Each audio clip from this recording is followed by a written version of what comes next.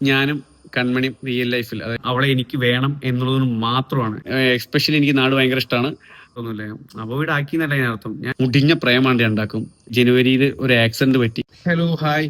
അപ്പം കഴിഞ്ഞ വീഡിയോയിലെ 2-3 കാര്യങ്ങൾക്ക് ക്ലിയർ വരുത്താനുണ്ട്. പിന്നെ അതുപോലെ തന്നെ നിങ്ങൾ ചോദിച്ച കുറച്ച് ചോദ്യങ്ങൾക്ക് എൻ്റെ ഫാമിലിയെ കുറിച്ചൊക്കെ ഉള്ള ഉത്തരം തരാനുണ്ട്. ഓക്കെ, അപ്പോൾ വീട്ടിലേക്ക് പോകാം. ഇതിൽ യൂട്യൂബിൽ വന്ന 2-3 കമന്റ് ആണ്. അവൻ ആ പെൺകുട്ടിയെ ഒരുപാട് അവോയ്ഡ് ആക്കിയിട്ടുണ്ട്. അത് അവന്റെ സംസാരത്തിനുണ്ട്. ഞാൻ ഫോൺ ചെയ്യില്ല, മെസ്സേജ് ചെയ്യില്ല എന്ന് വെച്ചിട്ട് അവോയ്ഡ് ആക്കാറൊന്നുമില്ല. അവോയ്ഡ് ആക്കി എന്നല്ല ഞാൻ അർത്ഥം. ഞാൻ പൊതുവെ അങ്ങനത്തെ ഒരാളല്ല. പല ആൾക്കാരും ഉണ്ടാവും, ഞാൻ ഫോൺ യൂസ് ചെയ്യും, പക്ഷെ എനിക്ക് കോൾ ചെയ്യുന്നതും എനിക്കധികം ഇഷ്ടമല്ല. എനിക്ക് ഈ സംസാരിക്കാനാണ് ഇഷ്ടം. ഞാൻ അതിനാണ് പ്രയോറിറ്റി കൊടുക്കുന്നത്. സംസാരം, നേരിട്ട് കണ്ട് സംസാരിക്കുക, അത് അവൾക്കും അറിയാം കേട്ടോ. എനിക്ക് ഈ ഫോണിലൂടെ അല്ലെങ്കിൽ ഈ ഓവർ മെസ്സേജ് അയക്കലൊന്നും എനിക്ക് നടക്കുന്ന പരിപാടിയല്ല. എൻ്റെ ഫ്രണ്ട്സിനോട് ചോദിച്ചാൽ മതി. അവരാരും എനിക്ക് അങ്ങനെ മെസ്സേജ് അയക്കും, എന്നെ വിളിക്കാറാണ് ചെയ്യാറ്. കാരണം എനിക്ക് ഈ മെസ്സേജ് അയച്ച് അല്ലെങ്കിൽ അങ്ങനെയൊന്നും എനിക്കധികം ഓരോരുത്തർക്ക് ഓരോ ക്യാരക്ടറാണല്ലോ. എൻ്റെ ക്യാരക്ടർ അങ്ങനെ. എനിക്ക് ഓവർ മെസ്സേജ് അയക്കാനോ അങ്ങനെയുള്ള കാര്യങ്ങൾക്ക് ഞാൻ ഭയങ്കര വീക്കാണ്. തീരെ വിളിക്കില്ല എന്നല്ല, വിളിക്കും, എന്നും ഞങ്ങൾ വിളിക്കാറുണ്ട്. പക്ഷെ കണ്ടിന്യൂസ് ആയിട്ട് വിളിക്കുക, ഈ മണിക്കൂറോളം വിളിക്കുക, അത് എന്നെ കൊണ്ട് പറ്റാത്തൊരു പരിപാടിയാണ്. അതാണ് ഒരു കാര്യം. പിന്നെ അവൻ അവളെ വിട്ടു, അവൻ അവളെ വിട്ടു പോയിട്ട് പിന്നെ ചെന്നപ്പോൾ സ്വീകരിച്ച പെണ്ണുണ്ടല്ലോ, അതാണ് സ്നേഹം. സത്യമായിട്ടും അതാണ് സ്നേഹം. അവളും എനിക്ക് വേണ്ടി കാത്തു നിന്നു. പിന്നെ ഞാൻ പിന്നെയും വീണ്ടും ചെന്നപ്പോൾ അവൾ എനിക്കൊരു ഓപ്പർച്യൂണിറ്റി തന്നു. അതൊക്കെ നല്ല കാര്യം തന്നെ. ഞാൻ ഒരിക്കലും അവളെ എവിടെയും മോശമാക്കിയിട്ട് പറയാറില്ല. അവള് കാരണം എനിക്ക് നല്ല നല്ല കാര്യങ്ങൾ സംഭവിച്ചിട്ടുണ്ട്.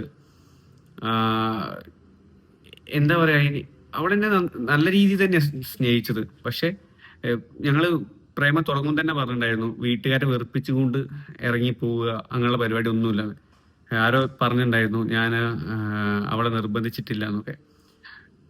ഞങ്ങള് ഒളിച്ചോടാൻ വേണ്ടി ഞാൻ അവളെ നിർബന്ധിച്ചിട്ടില്ല. ഞാൻ ചോദിച്ചിട്ടുണ്ട്, നിനക്ക് വേണമെങ്കിൽ അവൾക്ക് ഇഷ്ടമുണ്ടെങ്കിൽ മാത്രം ഇറങ്ങിപ്പോയി, ഞാൻ നോക്കിക്കോളാം എന്ന രീതിയിൽ ഞാൻ സംസാരിച്ചിട്ടുണ്ട്. പക്ഷെ അവളും വീട്ടുകാരെ വെറുപ്പിച്ച് പോയിട്ടില്ല. കാരണം അങ്ങനെയാണ് ഞങ്ങൾ തുടങ്ങുമ്പോഴേ പറഞ്ഞിട്ടുണ്ട്, ഞങ്ങൾ ഒളിച്ചോടിയിട്ടുള്ള കല്യാണം, വീട്ടുകാരെ ഇതാക്കിയിട്ടുള്ള കല്യാണം ഞങ്ങൾക്ക് വേണ്ടാന്ന്. അപ്പം അതുകൊണ്ടാണ് ഒളിച്ചോട്ടവും അങ്ങനെയുള്ള കാര്യങ്ങളും ഇല്ലാത്തത്. കാരണം അവളെ വീട്ടുകാരെങ്ങനെയാ നോക്കണത് എനിക്കറിയാം. വീട്ടിലെ ചെറിയ ആളാണ്, ഭയങ്കര സ്നേഹമായിട്ടാണ് കൊണ്ടിരിക്കണത്. അപ്പം അവരെ വേദനിപ്പിച്ചുകൊണ്ട് ഒളിച്ചോടി കല്യാണം കഴിക്കേണ്ടതെന്ന് ഞങ്ങൾ ആദ്യം എടുത്ത തീരുമാനമാണ്. പിന്നെ ഞാൻ എൻ്റെ പ്രൊഫഷൻ വരെ വേണ്ടാന്ന് വെക്കാൻ കാരണം അവളെ എനിക്ക് വേണം എന്നുള്ളത് മാത്രമാണ്. അല്ലെങ്കിൽ വേറെ അങ്ങനെയാണ് എല്ലാം തന്നെ. ഞാൻ ഈ പ്രൊഫഷൻ വേണ്ടാന്ന് വെക്കില്ലല്ലോ. എനിക്ക് അവൾ അത്രയ്ക്കും ഇഷ്ടമായത് കൊണ്ട് മാത്രമാണ് ഞാൻ ഈ പ്രൊഫഷൻ വിടാൻ പറയുന്നത്. അവൾ ഒരിക്കലും എന്നെ ചതിച്ചു എന്നോ അല്ലെങ്കിൽ അവൾ എന്നെ ഹേർട്ട് ചെയ്ത് പോയി എന്നൊന്നുമല്ല ഞാൻ പറഞ്ഞത്. അവളെന്നെ ചതിച്ചിട്ടില്ല. എനിക്ക് ഞാൻ രണ്ടാമത് വന്നപ്പോൾ എനിക്ക് അവസരം തന്നു.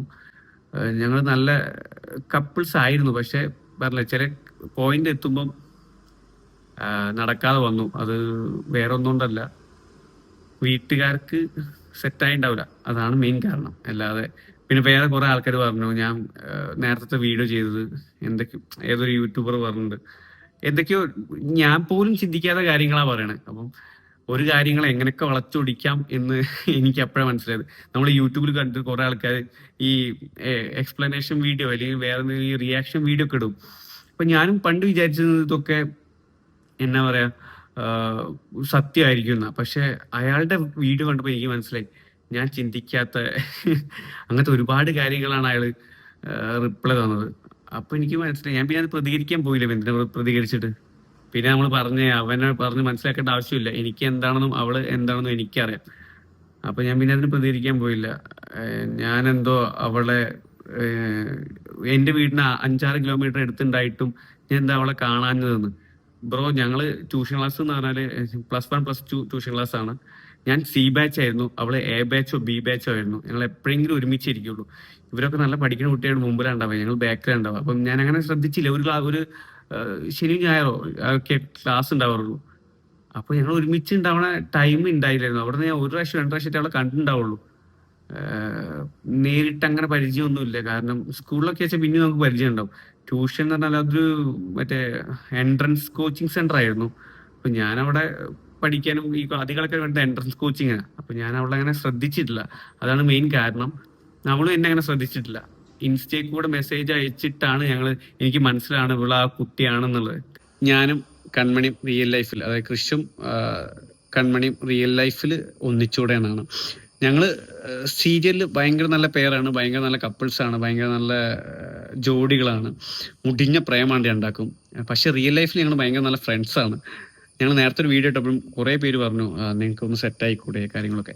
ഞാൻ ഉദാഹരണം പറഞ്ഞുതരാം. കാരണം നമ്മൾ ചില പടങ്ങൾ കാണുമ്പോൾ നമുക്ക് ഭയങ്കര, എനിക്ക് ഈ സീതാരാമൻ കാണുമ്പോൾ ദുൽഖറിനെയും മൃണാൽ താക്കൂറിനെയൊക്കെ ഭയങ്കര ഇഷ്ടമാണ്. പക്ഷെ അവരുടെ റിയൽ ലൈഫിലെ ക്യാരക്ടറും ആ ക്യാരക്ടറും രണ്ടും രണ്ടാണ്.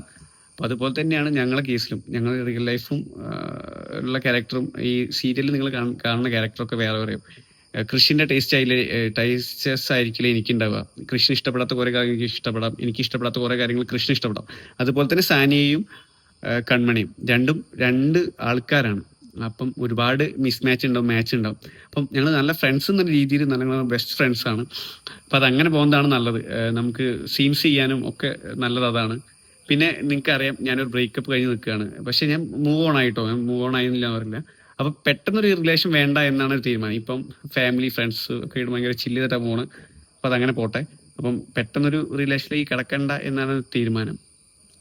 മാറാതിരിക്കാം എനിക്ക് അറിഞ്ഞൂടാ. മനുഷ്യന്മാരാണ്, നമ്മൾ വിചാരിക്കുന്ന നടക്കണം.